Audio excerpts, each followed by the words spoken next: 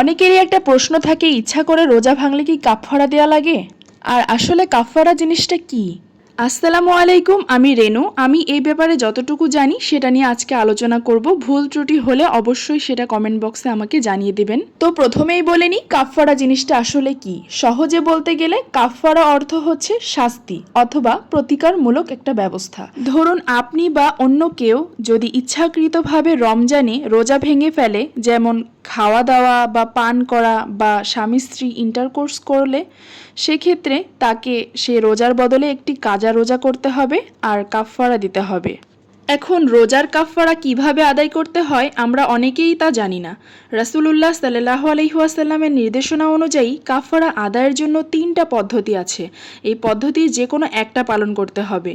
যেমন একটানা 60 দিন রোজা রাখা, যদি কেউ সক্ষম হয় তাহলে টানা 60 দিন রোজা রাখতে হবে। মাঝে কোনো দিন যদি বাদ পড়ে যায় তাহলে আবার নতুন করে শুরু করতে হবে। দ্বিতীয়টি হচ্ছে 60 জন গরিব অথবা অসহায় মানুষকে খাওয়ানো।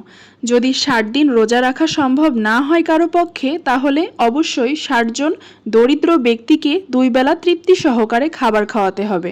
আর যদি কোনো ব্যক্তি এই দুটি পদ্ধতির একটিও পালন করতে না পারে, তাহলে তার জন্য রয়েছে তৃতীয় পদ্ধতি। আর এই পদ্ধতিতে আছে একজন গরিবকে 60 দিন খাবার দেওয়া। কেউ চাইলে একজন দরিদ্রকে টানা 60 দিন খাবার দিতে পারে অথবা তার ভরণ পোষণের ব্যবস্থা করতে পারে।